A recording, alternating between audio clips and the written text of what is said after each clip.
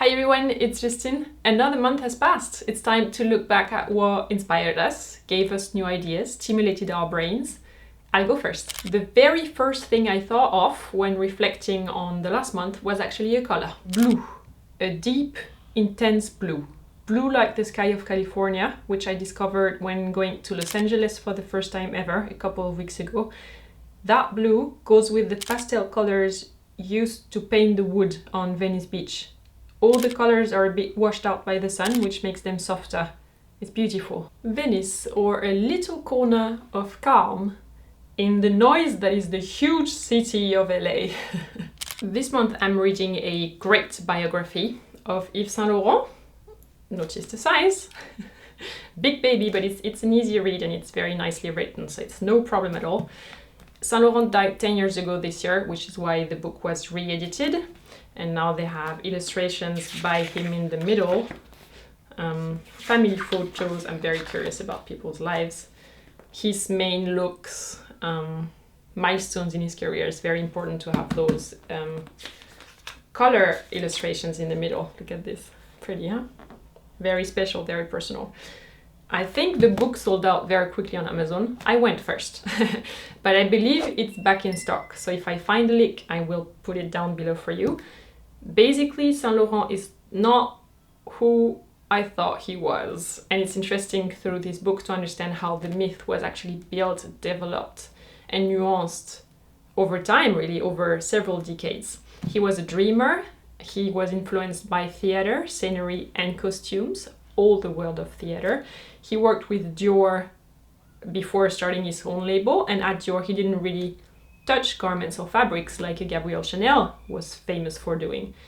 He would just draw all day, which is so different from how fashion design is taught today, right?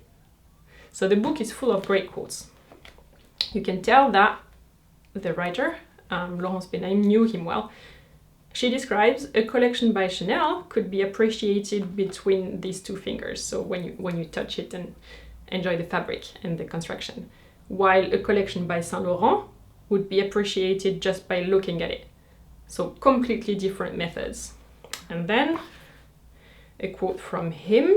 When he launched ready-to-wear in the 60s, he was one of the first movers moving away from couture, and he put women's in pants. He said, "There is now a fashion of women that comes from men's fashion in the fact that they also want comfort, but not to double, copy, or take the manliness of the men away, just to join them." He's been accused of putting women in pants to make them look like men. He said that's absolutely not the intention, and women remain feminine in their masculinity, which is very interesting. I didn't know that. Saint Laurent came from another era of fashion, I guess you could say that. It's fascinating to see how he kept adapting his style to the events and to the world, changing all the time around him. It's one of the most interesting books I've read recently. Then one of you recommended an app called Blendoku. Sudoku, blending colors, Sudoku style, if that makes sense.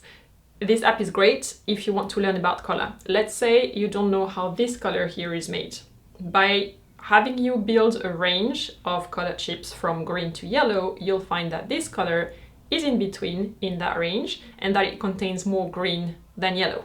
Let's have a look. At the beginning, you have to organize the transition from one color to another one on one single line. Then it gets a bit more complex when you go through a third color.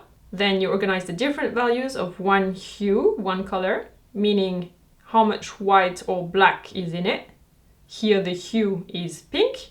Then the middle row shows what happens if you add white or black to it. You get the idea? So when you want to put together an outfit, for instance, you can choose different shades of green, as seen here, or you can take green, add whites, different levels. You can take green, add black, or add a different color to each of the colors in your outfit, and everything will still work together. Understanding color, training your eye, is useful not just for fashion, but for many other things in life. A movie I loved this month named Franca, Chaos and Creation. It's a documentary. Who is Franca? Good question. She was the editor of Vogue Italy, and she has created some of the most beautiful fashion shots year after year, for years and years and years. She provoked, she polarized, she took a stand. She discovered some of the major photographers of today's fashion industry. She was a pioneer, really. Examples of her work. When oil leaked from a big boat into the ocean some years ago, do you remember?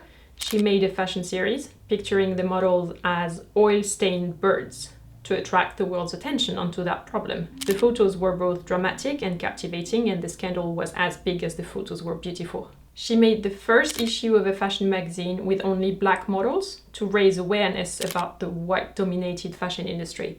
It sold out almost immediately. The documentary is her son interviewing her and finding out, for instance, on camera, that his dad was still married to another woman than Franca when he was born, something that his mom had never told him before. The movie is extremely personal, extremely insightful, and terribly inspiring. Highly recommended. What about a bit of music now? My favorite playlist of the month, if not of the year, has a German title. It's called Klassik zum Entspannen, but it's instrumental only, so don't let the German title scare you away, really. I like that this playlist is super long, so it takes forever until it starts repeating itself.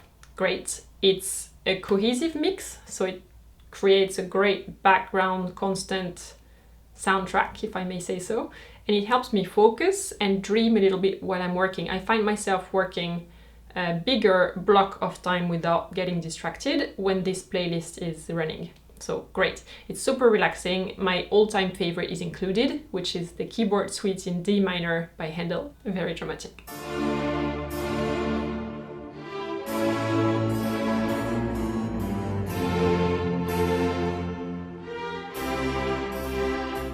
And you?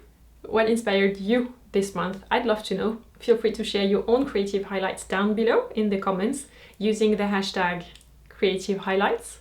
Thumbs up if you enjoyed this video. Thank you very, very much. You know, it helps me understand if you like this type, and it helps me plan future ones. I will see you very soon again, and until we meet in new video, take care and stay creative. Bye.